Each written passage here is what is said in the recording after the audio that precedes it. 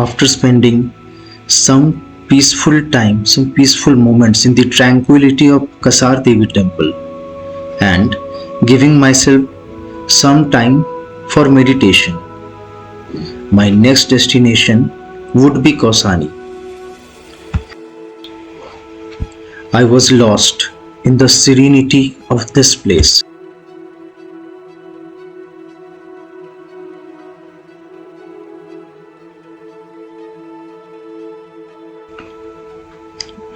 जब भी कभी कौसानी के बारे में मैं सुनता हूँ या फिर सोचता हूँ तो त्रिशूल रेंज मेरे आंखों के सामने आ जाता है और इसी खूबसूरत हिमालयन रेंज को देखने के लिए एक लंबे समय से मेरा मन था कि मैं कौसानी जाऊं।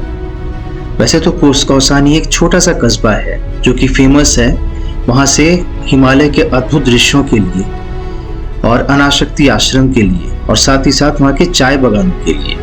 लेकिन मेरे लिए कौसानी का ये पहला ही सफर था जिसको मैंने अपने बकेट लिस्ट में रखा हुआ था। पूरे सफर में कौसानी तक मेरे आंखों के सामने बस ये हिमालय की ऐसी ही चोटियां नजरों के सामने भटक रही थी, घूम रही थी। सोच रहा था कि वहां से सनराइज शायद ऐसा ही दिखेगा, लेकिन अभी तक तो ऐसी हिमालय दर्शन होने का यहाँ पे सौभाग्य मुझे नहीं मिला। पिछले कई दिनों से आसमान साफ नहीं था और चारों तरफ समझ लो कि बादल ही छाए हुए थे। क्या ऐसे में हिमालय दर्शन होना जायज था, पॉसिबल था? क्या दिखेगा मुझे हिमालय का रेंज? उसके लिए तो आपको ये पूरा वीडियो देखना पड़ेगा। हर किसी के लाइफ में कोई ना कोई कहानी जरूर होती है और मेरी तो बस यही कहानी है। जो भी जगह मुझे अच्छी लगती है बस मैं कोशिश करता हूँ कि वहाँ जरूर एक बार तो जाऊँ। कौसानी आने का काफ़ी समय से मुझे मन था। अल्मोड़ा से कौसानी की दूरी भी बहुत ज़्यादा नहीं थी। जब अल्मोड़ा आया ही था तो सोचा कि कौसानी भी चले चलूँ। लेकिन चलते चलते एक और जगह मुझे जाना था, कटारमल सूरज टेम्पल। लेकिन रास्ते में कुछ ऐसा हुआ कि मैं एक ऐसे स्पॉट पर आ पहुँचा। तो ये एक स्पॉट पे रुके अभी हम आकर के चाय वाय पीने के लिए। यहाँ से व्यूज़ देखो भाई, कितना खूबसूरत व्यू है। चारों तरफ पाइन के फॉरेस्ट हैं और ये थोड़ी सी ऊपर आ कर के यहाँ से मैं ये वीडियो शूट कर रहा हूँ। माइंड ब्लोइंग प्लेस यार। ये तो है नेचर, इसी को नेचर कहते हैं। यहाँ से रोड आप देख लो कितनी अच्छी लग रही है। वाह, ये एक गाड़ी भी जाती हुई।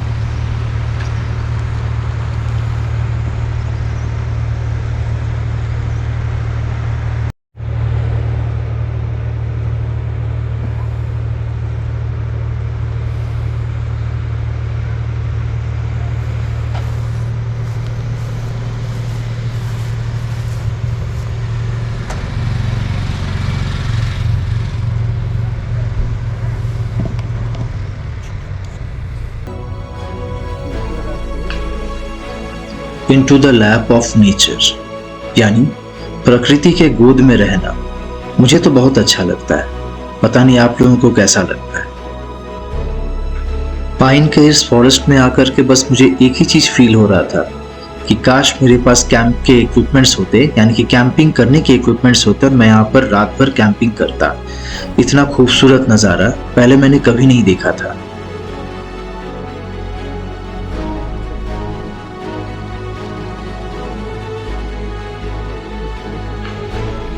क्योंकि मैं और रवि भाई यहाँ रुके हुए थे चाय पीने के लिए, तभी मेरी नज़र इस जगह पर पड़ी तो मैं यहाँ आ गया। तो वापस मैं चल पड़ा रवि भाई के पास जो कि चाय लेकर के मेरा इंतजार कर रहे थे। और यहाँ से कटारमल सूरज मंदिर भी बहुत ज़्यादा दूर नहीं थी। भाई नेचर के बीच में आने का, रहने का अलग ही मज़ा है।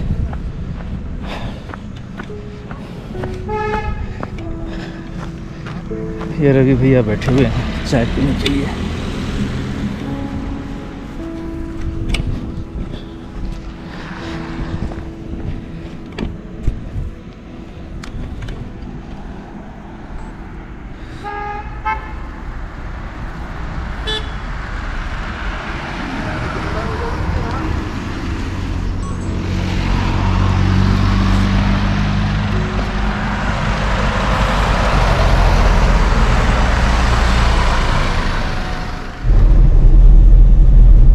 यहाँ के लोकल्स ने हमें बताया कि कटारमल सन टेम्पल जाने वाला रास्ता किसी कारणवश बंद है।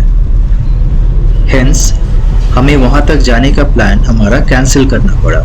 तो हम सन टेम्पल ना जाते हुए सीधा चल पड़े कौसानी की ओर।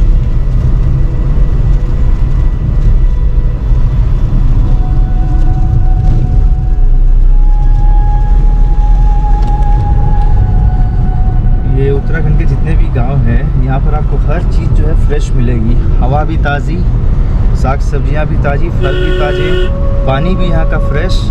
पूरे नेचर के बीच में रहने का जो मज़ा है आप यहाँ पर रह के देख सकते हो, एक्सपीरियंस कर सकते हो। लेकिन हम लोग इतने अनलकी हैं कि हम लोग इतने भीड़ भाड़ वाले जगहों पर रहते हैं, शहरों में रहते हैं। तो ये जो असली जो लाइफ होती है, जो असली नेचर के साथ जुड़ी हुई लाइफ होती है, वो सब देखने के लिए आपको यहाँ आके रहना होगा।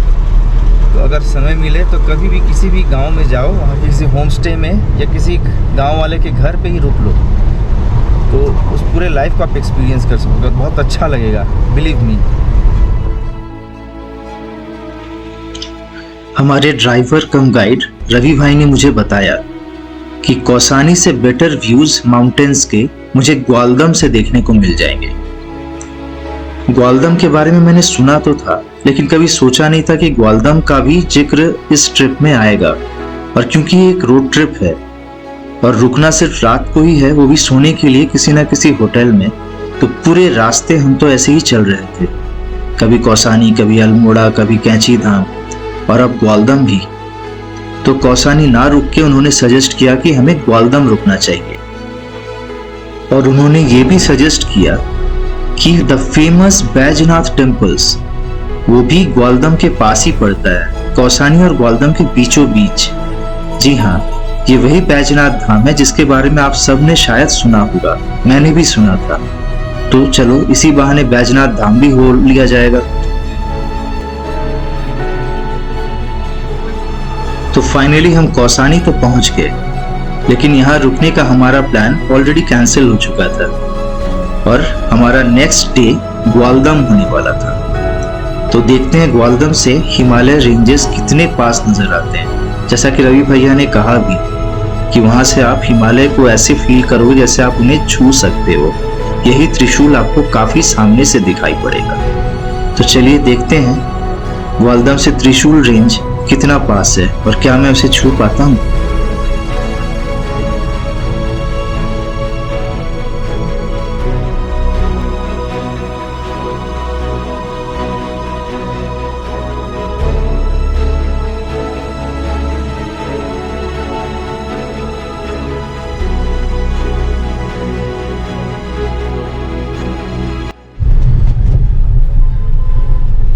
बैजनाथ पहुंच चुके हैं और बैजनाथ का ये मेन मार्केट है। यहाँ पे आपको स्टे ऑप्शंस और रेस्टोरेंट वगैरह सब मिल जाएंगे खाना पीना करने के लिए। मंदिर थोड़ी आगे हम चलते हैं, बागेश्वर ज़िले में आती है। यहाँ से थोड़ा आगे जाएंगे तो बागेश्वर में बागनाथ टेम्पल भी है, कोशिश करेंगे उसको भी कवर अप करने का। ये जो सामने बादल दिख रहे हैं उसके पीछे हैं सारे पीक्स। मौसम क्लियर नहीं होने के कारण यहाँ से क्लियर अभी नहीं दिख पा रहे हैं। होपफुली कि शायद वहाँ पे स्नोफॉल हो जाए और आसमान खुल जाए, तो डेफिनेटली हमें कल सुबह तक ये सारे पीक्स दिखने मिल जाएंगे। यहाँ से कुछ हल्का फुल्का दिख रहा है, एक आध पीक्स तो नहीं कहूँगा, माउंटेन्स दिख रहे हैं, स्नो कवर्ड माउंटेन्स।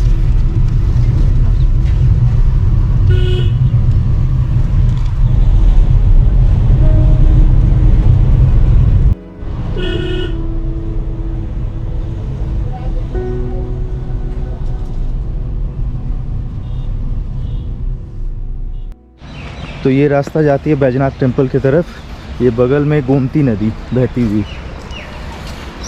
और ये सामने दिख रहा मंदिर। अब अंदर चलेंगे, इसमें भी काफ़ी सारे छोटे बड़े मंदिर हैं।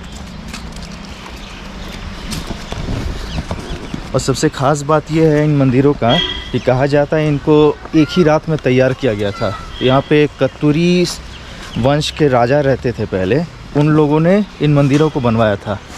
और लोग ये भी कहते हैं कि भगवान शिव और माता पार्वती एक रात के लिए यहाँ पर रुके थे और उसी समय उसी रात ये मंदिर रातों रात बन के तैयार हो गया। कत्तूरी राजाओं ने यहाँ के लोगों को इकट्ठा कर रात भर में पूरी मंदिर को बना डाली। चलिए देखते हैं कैसा है। इनका जो है कार्बन डेटिंग के थ्रू पता किया गया कि ये करीब 1200-1300 साल पुराने मंदिर हैं। तो देखिए ये मंदिर का व्यू पहला।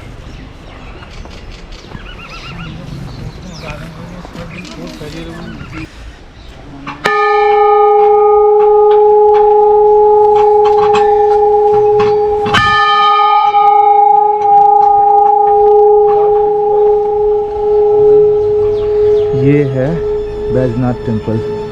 इस टेम्पल के बारे में एक और चीज़ मैं आपको बताऊंगा कुछ देर में, आपको बल्कि वो दिखलाऊंगा।